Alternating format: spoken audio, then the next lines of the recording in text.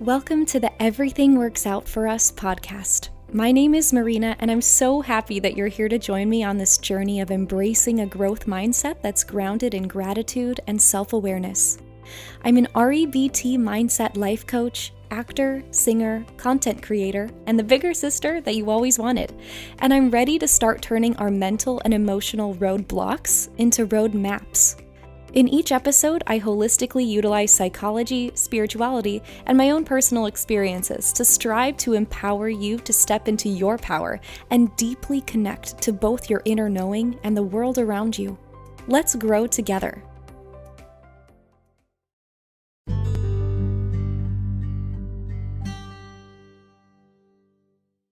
Hello, my beautiful friends. Welcome back to the pod. This week is a very special episode because I had the honor of interviewing the incredible Giulia Halkier. Giulia is a body confidence coach and EFT practitioner, and she helps women regulate their nervous systems and learn how to love themselves and their body. This week, we are getting vulnerable. We're diving into body image issues, shame, and binging, and how we can overcome this pain and this dysregulation through education.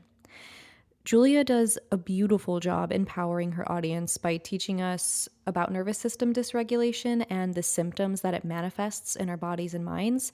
And then she shows us techniques to work through this and shows us how to regain our confidence and our health again from the inside out. You're going to hear it through her words, but Giulia struggled for years with hating her body and with eating disorders, and she tried to fix her symptoms with any Band-Aid possible, as most of us do. And she finally found peace and clarity and healing through nervous system regulation and EFT tapping. So if you're struggling with body image issues, with insomnia, with emotional dysregulation like anxiety or depression, or with gut issues, etc., and you feel like you've tried everything, I just want you to know that you're not alone. I am in the same boat with you. We are on this healing journey together, and I hope that you are able to learn as much from Giulia's wisdom as I have, as well as gain this beautiful sense of clarity and hope that it can and will get better. So without further ado, let's listen to the interview. Hi, Giulia. I am so excited to have you on the show. How are you doing today? I'm wonderful. Thanks so much. I'm so excited to be here.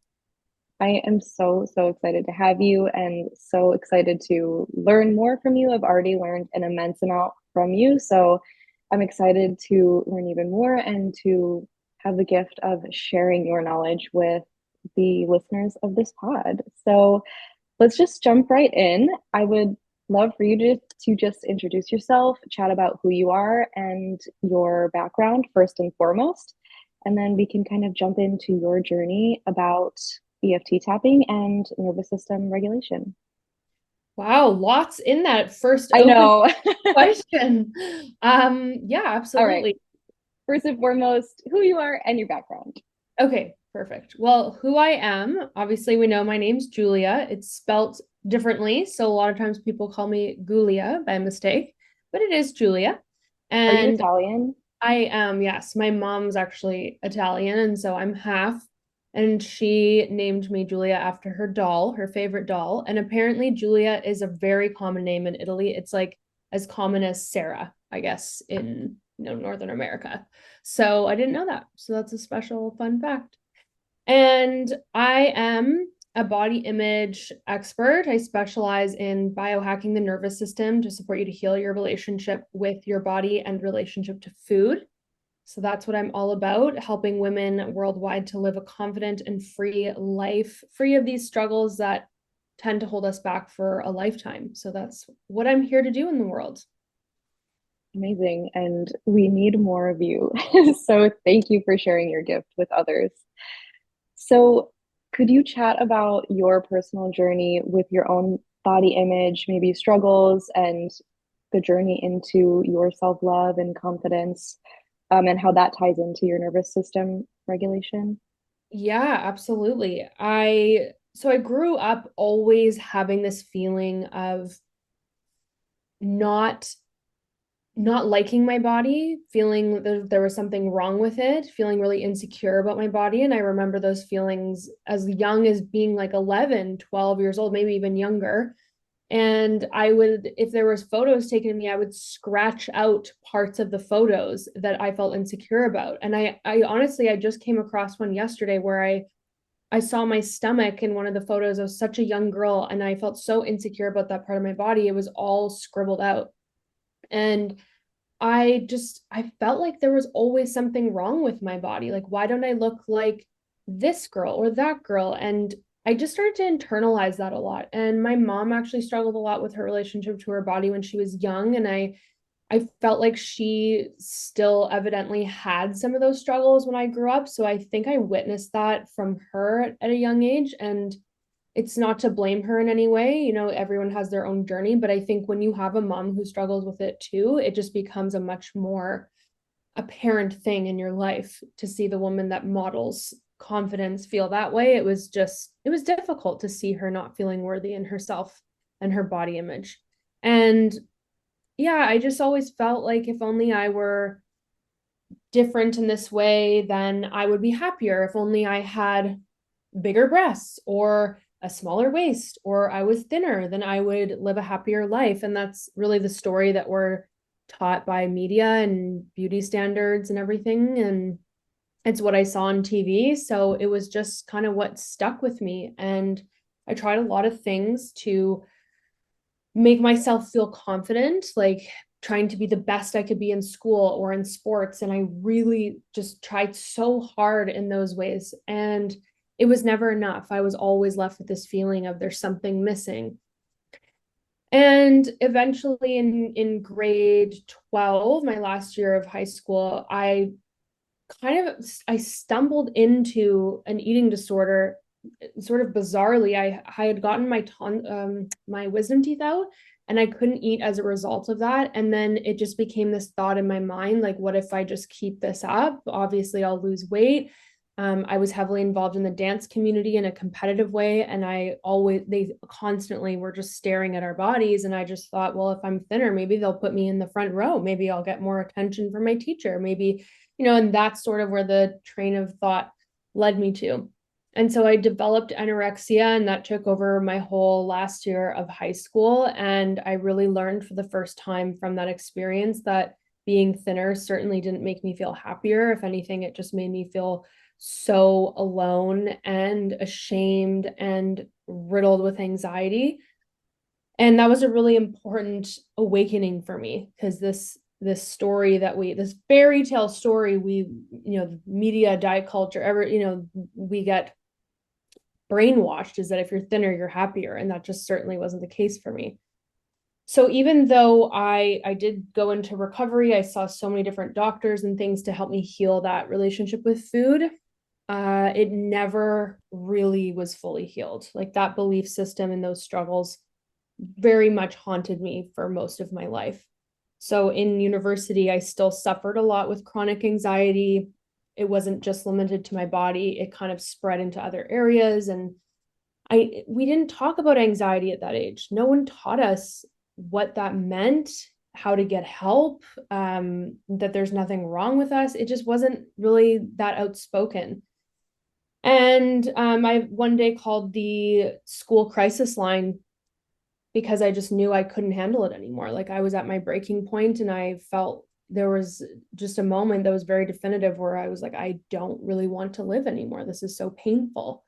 And so after getting that support from the crisis line and following forward with a psychologist and going on antidepressants, like, that really started the full-fledged journey of, okay, I obviously need support and I need to be committed to this, and I want to heal this from the inside out.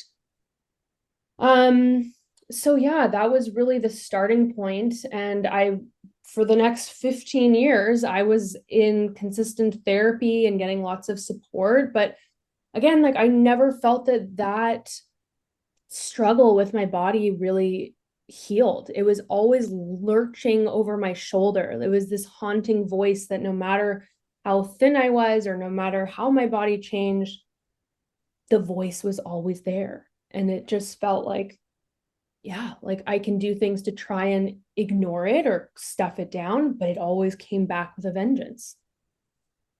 And I've mentioned before, but I went to the lengths of getting plastic surgery and getting breast implants because I thought that was something that I was so insecure about for most of my life. Surely if I change that, the voice will go away.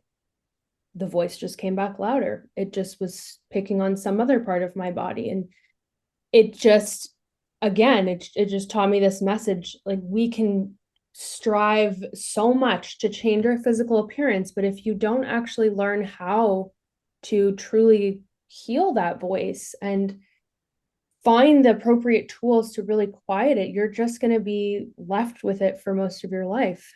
And yeah, so I continued on that healing journey, but I really struggled. I really struggled through every career that I had. I became a fitness instructor. Even at my peak fitness level, the voice was still there. It was still very loud. And it was at a certain point when I was a fitness instructor, I was clearly over exercising and under eating, and my body was simultaneously binge eating at night to try and make up for my lack of calories, evidently, from all the over exercising. I reached this breaking point where my body just kind of started to shut down. I developed all these symptoms, all these gut issues, adrenal fatigue. I had insomnia for months upon months, like all these unexplained symptoms. My body started to gain weight. I didn't have an appetite. I was so depressed and anxious, and I didn't understand what was going on. Like I was following the protocols that I was taught. Do your workouts, do the high intensity workouts, do intermittent fasting. This is how you're going to be happy, and this is how you're going to feel healthy, and drink coffee on an empty stomach, like all of those things. And my body just said no. Like one day I just felt like I woke up and everything came crashing down on me. And I tried so many different modalities to try and heal what was going on for me. I would try a naturopath to deal with the weight gain and the adrenal fatigue and all of those things, tried getting cortisol panels and tests, and tried going to see specialists about my gut. And then, the Western medicine practitioners, integrative medicine, like hypnotherapy, you name it, or like hiring a fitness coach to try and help me lose the weight rather that I had gained from all of this. And nothing worked. And I was just so hopeless. And then one day my friend sent me a video on tapping, and I tried this video on YouTube, and I felt such a sense of relief that it was enough for me to go, let me dive more into this and figure out what this modality is and how it could support me. And that was all it took for me to make that pivot to start taking my life back and to start healing the right way and to start focusing on rewiring my mind, healing my nervous system, and to stop looking for outside things to fix myself. So that was a very long journey that you just took with me. Probably want to just pause for a moment before I keep talking your ear off about my healing journey, but I'm sure many people relate to some of what I shared. Well, for one, I relate to literally every single thing that you shared.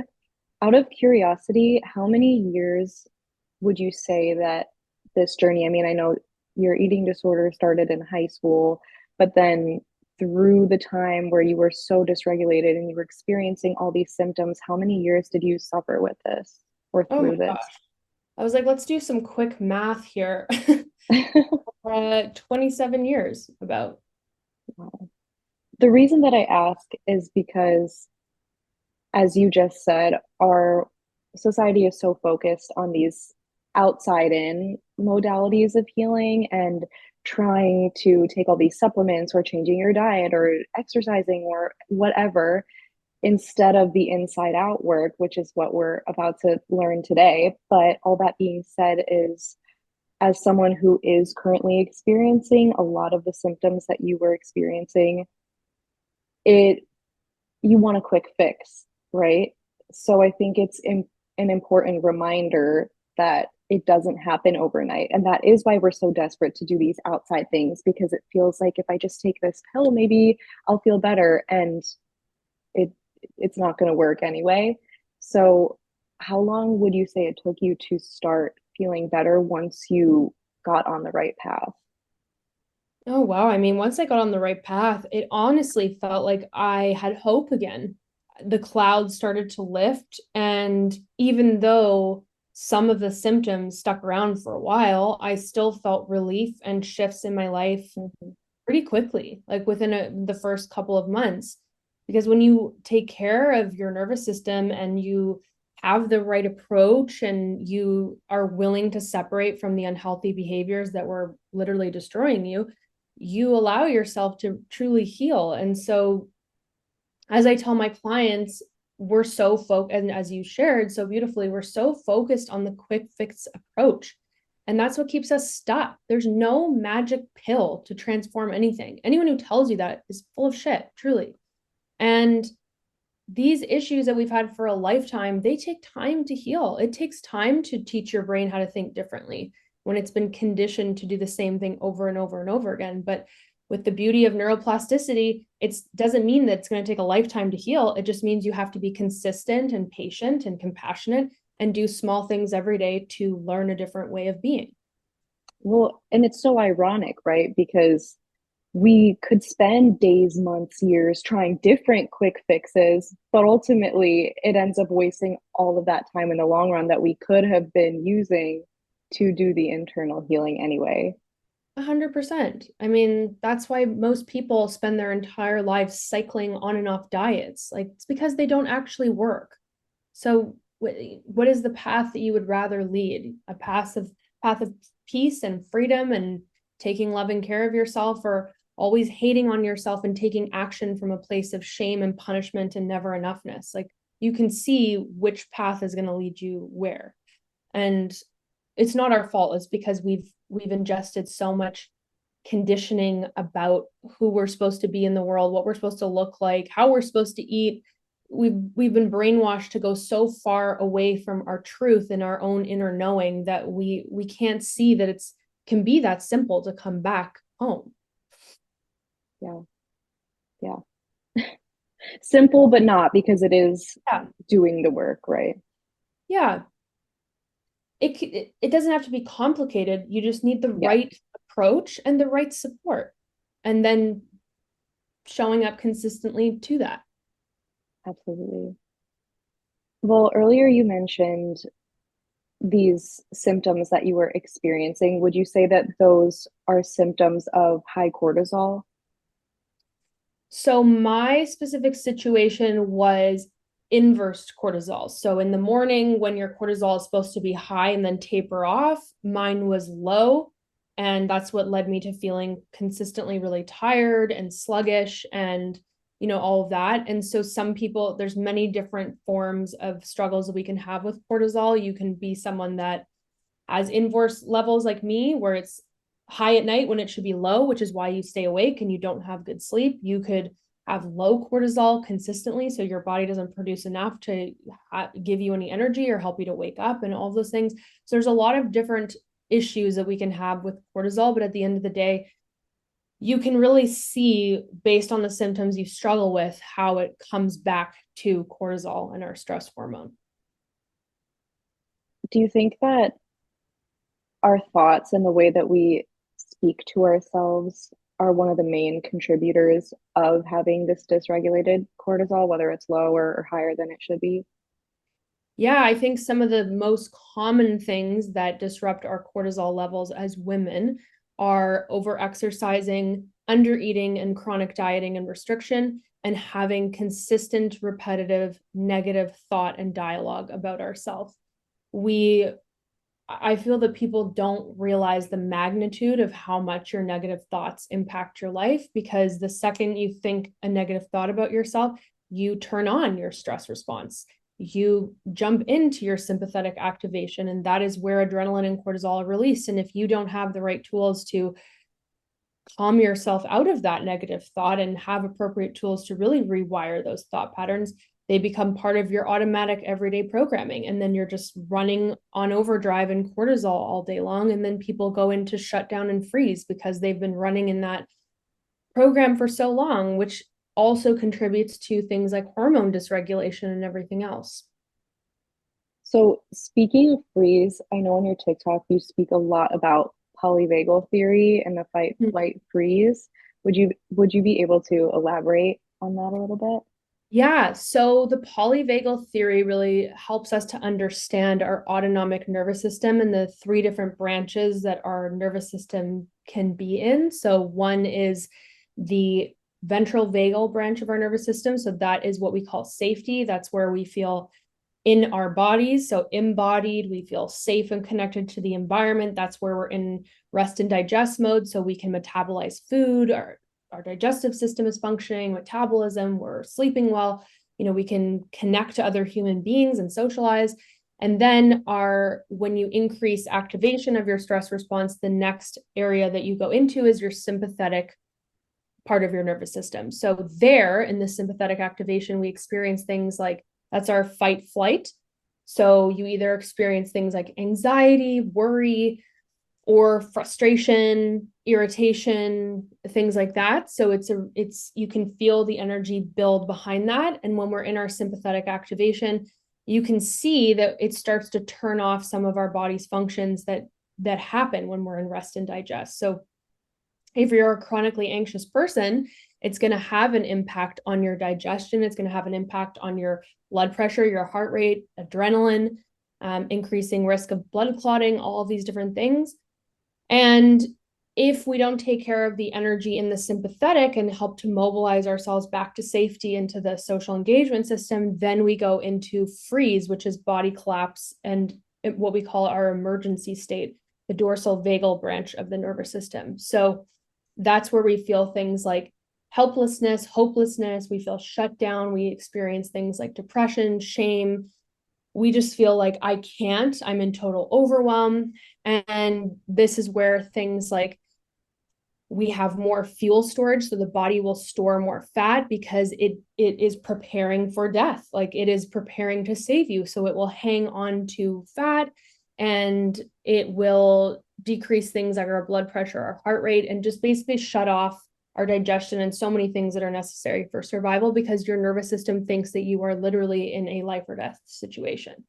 And that's also where we have the least amount of energy available to us to do anything. So people that are trapped in a freeze response tend to feel very frozen and numb and dissociated and often can't do simple tasks like brushing their teeth or getting up off the couch to go outside for a walk because their nervous system is in that immobilized state. So normally a healthy nervous system that's regulated, we flip-flop between all of these different states and combinations thereof many times a day, and that's normal. Like we need to be able to cycle through them, but a dysregulated nervous system means that you're getting stuck in one of those modes and you can't bring yourself back to safety. And that's where the problem lies. If you have a dysregulated nervous system, again, you can experience all kinds of really unpleasant symptoms, mood disorders, hormonal imbalances, chronic illnesses, gut issues, sleep issues, like you name it, you can really root so much of our struggles back to nervous system dysregulation. It's such a heartbreaking cycle because hearing you explain it like that, it's our bodies trying to protect us. Like you said, it's your body preparing for death, which is horrifying and it's so sad. And I can get really frustrated with my body when I feel like it's betraying me and I feel like I'm doing everything right. And yet here I am with these gut issues and I can't sleep and I lost my period, getting angrier at myself, pushing myself even further into this fight or flight response.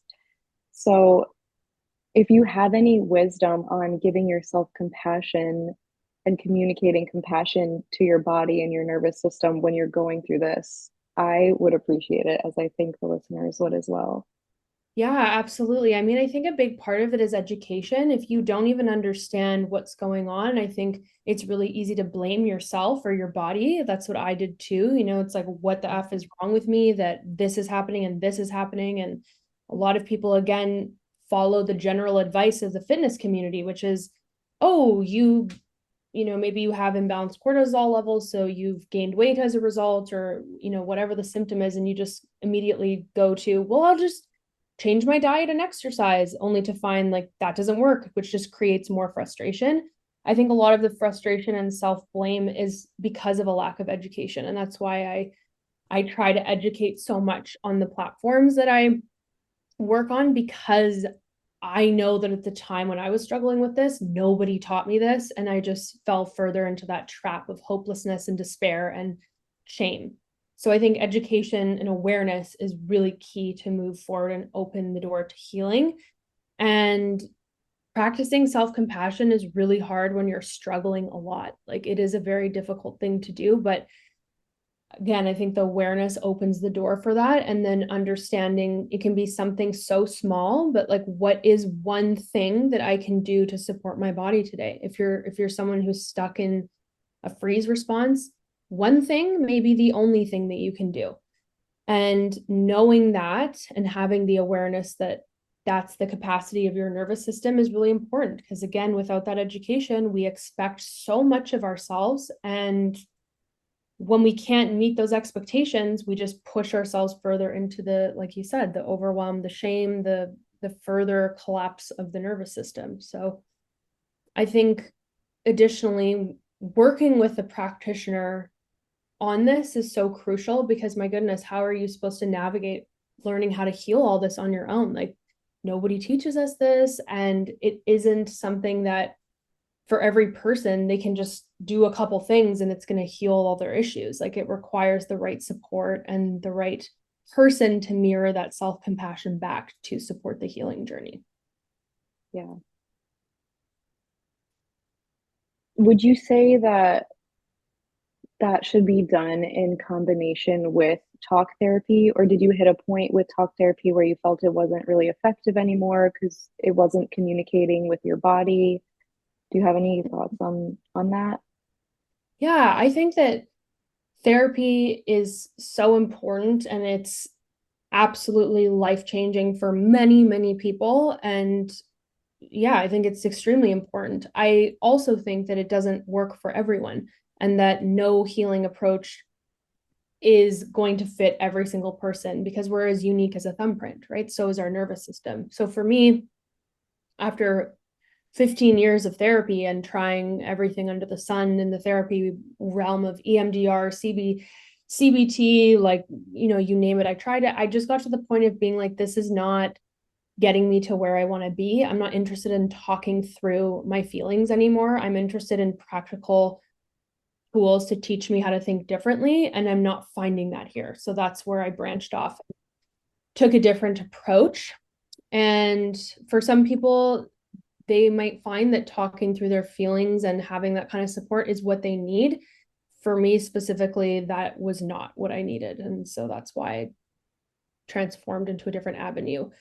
So it really depends on what you're struggling with. Like, my approach is working with women who have had these lifelong struggles with food and their body image. And my approach is pretty unique. Like, I don't see anybody else working with the nervous system, working with the different modalities that I do to help heal that. I think that's something I created based on what I saw worked for me, and has worked wonders for the women that I support worldwide. And I think a lot of people just, they feel stuck after therapy because they haven't had, there's something missing. So I don't think I can say exactly what the right fit for any one person is, but I think if you can work with someone who specializes in the area that you're looking for, and if you're particularly interested in the nervous system, finding someone who can support with that approach would be really important.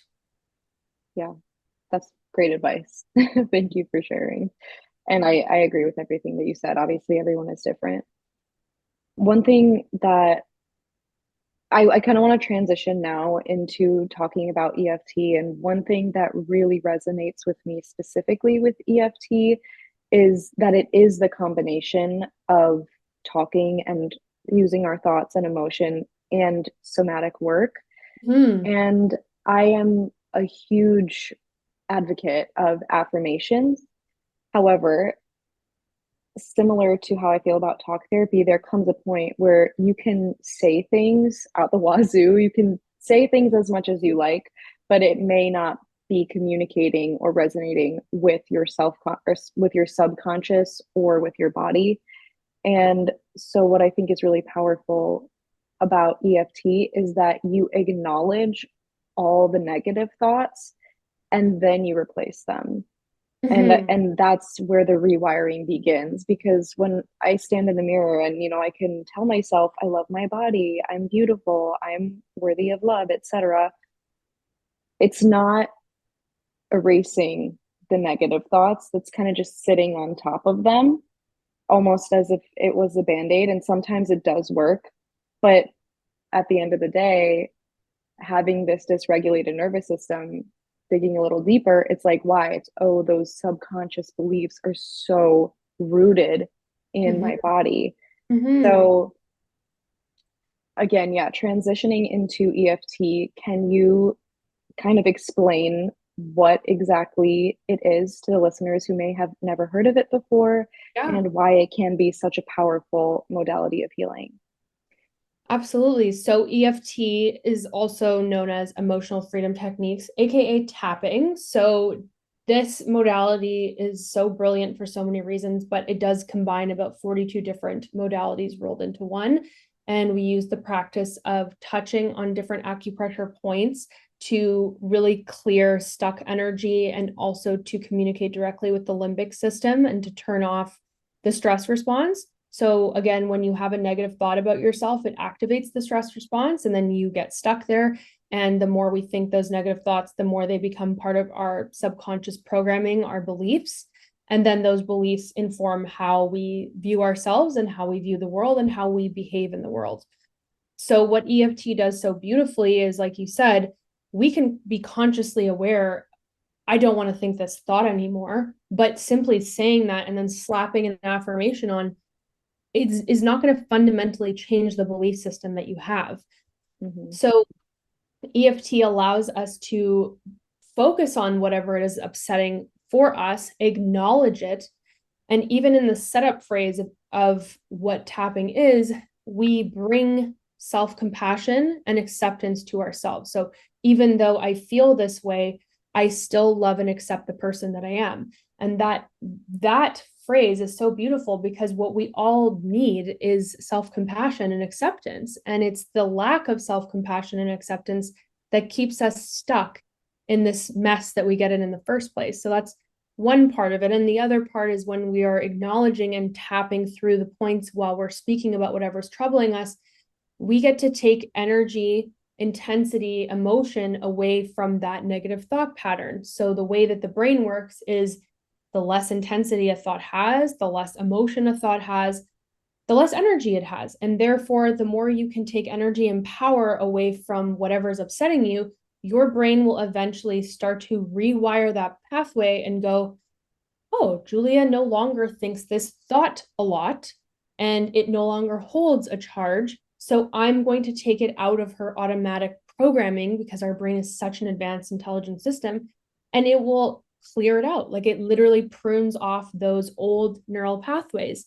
So what ends up happening is we have these beautiful moments of something that originally really upset us or that we believe to be true no longer feeling true, and being able to create new beliefs and have the ability to create a whole new relationship with yourself and your body. So things that used to trigger you will no longer trigger you, and the negative thoughts that you used to have about your body, you can get to a place of feeling neutral about them and eventually create a whole other belief system about how you view yourself and your body. So in the history of my healing, I have never come across a tool more empowering, more effective.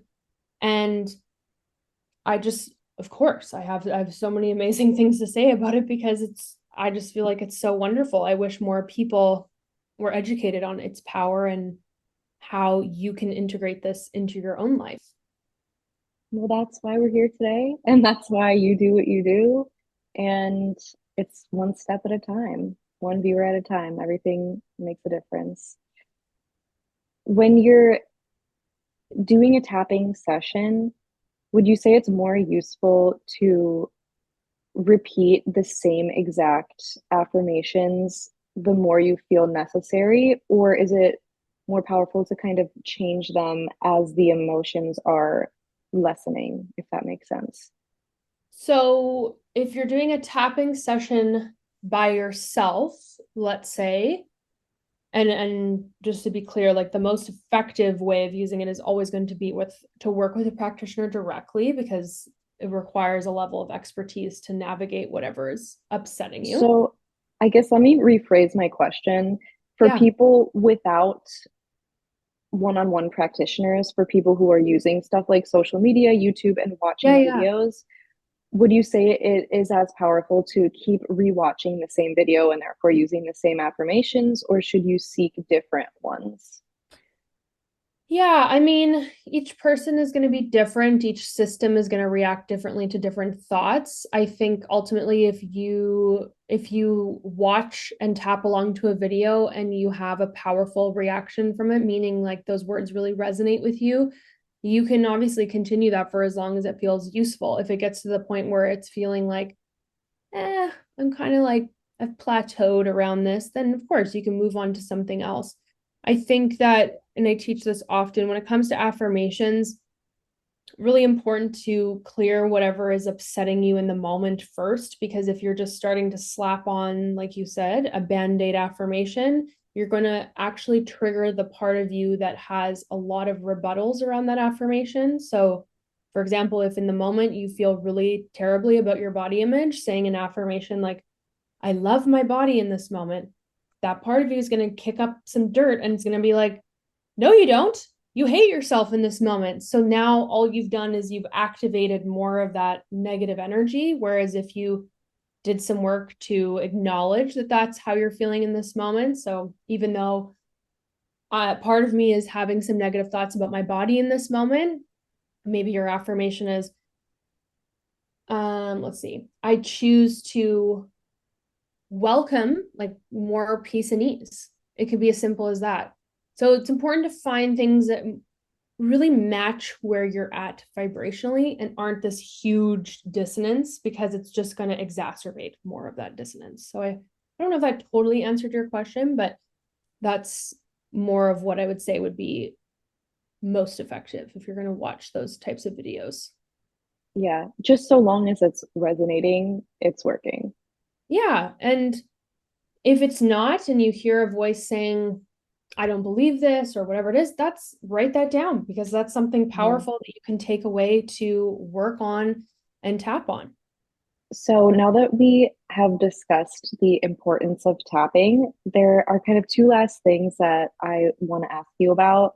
One of them is specific to eating disorders and binging, because I know that's something you struggled with, and it is something that I struggle with as well, which I have honestly never really openly admitted, but I'm trying to not be ashamed of it anymore, because shame is just going to live in my body and keep me in that fight or flight response. So here I am openly admitting that I do struggle with binging and those feelings of hopelessness and the feelings of shame due to lack of control. But I think I watched one of your TikToks last night actually that spoke about how it is quite literally not our fault, because our brains are seeking the dopamine from the food. In my circumstance, the food, but it could be through other things, other Yeah. addictive things like alcohol or shopping or whatever. So, if you could just share with the listeners how EFT and nervous system regulation can specifically help with binging, and if you could elaborate just a little bit more on why it's not our fault. Yeah, totally.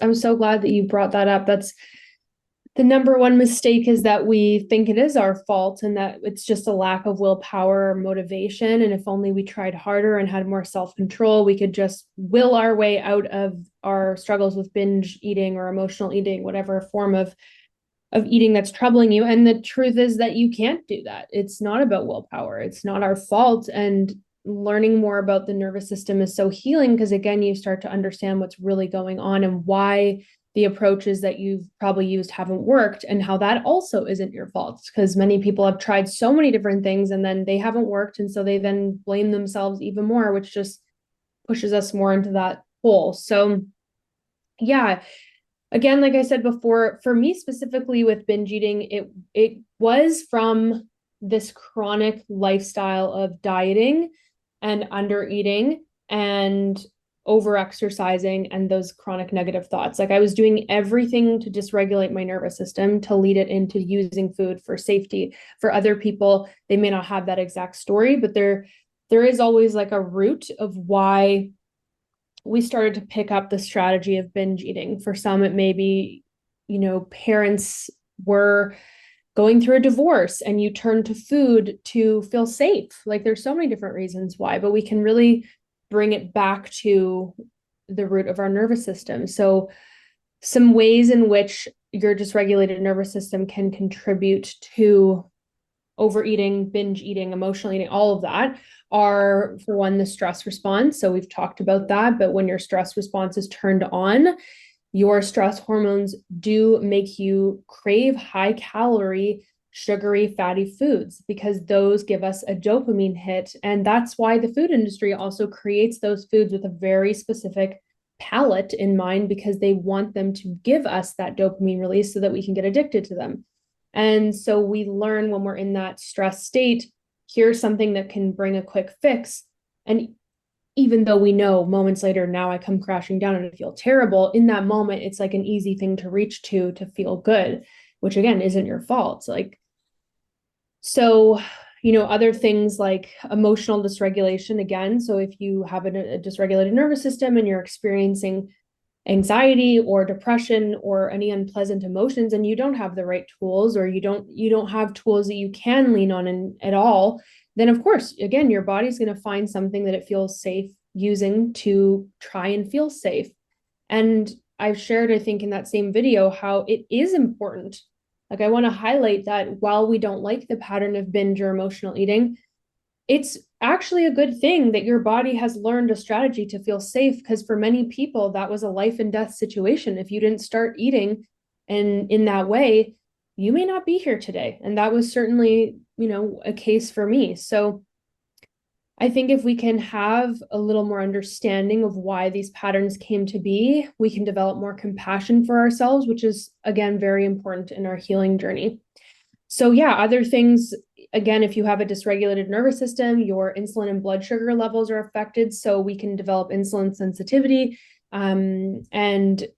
When the autonomic nervous system is in balance and it leads to fluctuations in our blood sugar levels, that results in intense hunger cravings and can prompt us to overeat and engage in binge eating. Again, not our fault, just a product of the nervous system. Our hunger and appetite and our gut-brain axis is also very affected by our dysregulated nervous system. So that disruption really does influence our appetite and our food choices and our ability to even tune in and feel those hunger signals. Like many people who struggle with their relationship to food will say, well, I don't even know if I'm hungry or if I'm full. Like I can't actually tune in intuitively to know, should I eat right now, or I don't have an appetite. And again, that's all because of the dysregulation. Our hormones can't operate properly when we have so much dysregulation going on. So if you can learn the right tools to bring safety back to your nervous system and allow it to heal, you can support all those normal functions to turn on and to regulate blood sugar levels and your hormones, and be able to truly listen to your body and know whether it's hungry or not. And when you lack things in your life that help you to feel your emotions, you have to go somewhere, and food is going to be one of the easiest, safest places for us to go, even if we don't want it to be that way, so hopefully that was helpful in some way, just to learn a bit more. Yeah, absolutely. And I think it transitions perfectly into my last main question, which is, on top of EFT, could you discuss some other nervous system regulation techniques or modalities? Somatic Yeah, work, really. yeah, totally. So when it comes to supporting our nervous system, we really want to think about vagus nerve stimulation, because our vagus nerve, we get weak vagal tone as a result of having a dysregulated nervous system, which basically just means like we have difficulty shutting off our stress response, and the vagus nerve is the main nerve responsible for shifting us out of stress. So there's all kinds of things you can do to stimulate your vagus nerve on a day-to-day basis, just at any time in the day. So you can do like humming, you can sing, you can gargle your throat with water, a lot of things to stimulate your throat, stimulate that nerve. And so when we do that, that's when we can experience, you start to feel things like yawning, eyes watering. All kinds of things happen when you start to stimulate the vagus nerve, because you are helping your body to feel safe and relaxed. So outside of that, obviously, cold plunging is a very popular thing in this day and age, but exposure to cold water does help us turn off our stress response and support our vagus nerve. So whether that's you have the ability to go in a cold shower at the end for about a minute or so, or you just want to dunk your face in a cold bowl of ice water, there's really easy things you can do like that just out of your home and can make a big impact.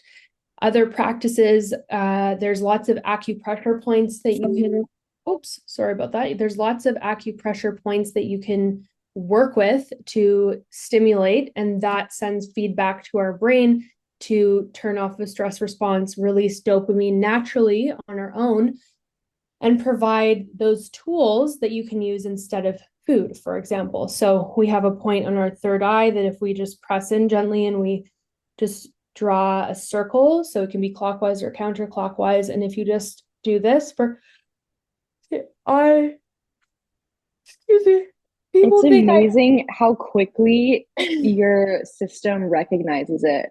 Because yeah, it will take me a few minutes before my yawning starts, but yours happens like I in a know. It's like second, which is so, I'm jealous. That's amazing. You've really trained people, yourself. I have. And so people think, sometimes I get comments on my TikTok videos and such where they'll be like, nice fake yawning. I'm like, no, like I've just done this so many times where my body, it's like I can just touch one of these points and feel a shift instantaneously. And that's the point. It doesn't take long to bring ourselves back to safety, especially if you have practice. And the more quickly you can return to safely, the more you can make that your dominant expression and reality of life. And that's where healing happens. We can't do a lot of healing at all when we're constantly stuck in our stress response. So if you do practice any of the exercises that I've described and you don't feel that immediate shift, it doesn't mean you're broken. It doesn't mean there's anything wrong with you. It just is a nice reminder that, hey, my nervous system needs a little more love and attention. And like we've talked about earlier, there's no magic quick fix. So you'll have to keep showing up for yourself and practice those tools to see a bigger change. But it doesn't have to be something really cumbersome. Something as little as 5 minutes a day, doing a couple tools can make a world of difference in your life and the results that you can feel. Yeah. And I am so excited to get to the point where you're at. I can't wait to start yawning the second that I touch a button, basically goals. Yeah. But it's something to strive towards. So alas, that is where the work lies. So Absolutely. thank you so much for everything that you have shared. I would love for you to just give a little self promotion here, chat about what you're up to, chat about courses you may be teaching, or I'm not actually sure if you're open to booking one on one sessions at the moment, but please brag away. Tell the listeners where they can go and find you, where they can learn even more from you. Yeah, absolutely. Thanks so much. First and foremost, if you want to get some more education and you want to learn more about the things that I've shared today, then you can definitely visit me on TikTok, YouTube, Instagram. I am alive and well over there and love to teach a lot of quick educational videos to make an impact in your life. So that's a great place to start. And if you really resonated with what we've discussed here and you're like, oh, I want to learn more about working with Giulia and how she can support me, then I would love to connect with you on a deeper level. And you can always book a complimentary consult call with me, and we can discuss where you're getting stuck and how I could best support you on your journey of healing your relationship to your body and food and finding the confidence and freedom that you deserve. For the listeners, I'll put it I'll put links in the bio, but can you say your handle or your handles? Yes. So my handle on TikTok is my name. So it's Giulia Halkier. So GiuliaHalkier. And sometimes there are some people that like to fraud my account and create copycats. So make sure that you find the right one. But I'm there, and it's So the same. weird. It's so weird. It's like I see it all the time. It's like so many scam accounts trying to, anyway. And my website is the same. It's my name. So juliahalkier.com. YouTube, it's the same. And Instagram, it's actually my company name. So it's Brazen Soul Rebellion. But I'm sure you'll easily be able to find me on all three. Or if you find one, I link to them all. So it should be pretty straightforward. Amazing. Do you ever work with any other practitioners, or do you mainly just run solo? Yeah, that's a great question. I do lots of collaborations, or I do different talks for different people, so speaking opportunities to educate others. And I'm growing my team all the time, but I don't at this time work directly with any one person consistently. I'm just always open to collaborations and opportunities. Well, thank you for this collaboration Yes, and of course. opportunity. Uh, so for the last parting words, if you could give just one piece of advice or wisdom to someone struggling with nervous system dysregulation, whether that be body image or anything else, what advice would you give them? That you're going to be okay. It's not your fault. And that learning about this and having the awareness around it will give you the ability to heal, and finding the right person to get the right support is going to be an instrumental part of your healing journey, because you're not meant to walk this path alone. That can be really difficult and isolating. And I think the right community and the right leader is such a gift on our healing path. So I believe in you, and I know you will heal, and you can send me a message anytime. I'm here for you. Yeah, I feel the same way. We're all in this together. Exactly. All right. Well, thank you so, so much for coming on the show, Giulia. I really appreciate you, all your wisdom, all your guidance. I will continue to watch you from afar and hopefully we can connect again as well. But thank you so much for everything. And I wish you nothing but the best. Thank you so much. It was such a joy and a privilege to be here. So I'm really grateful. Thank you.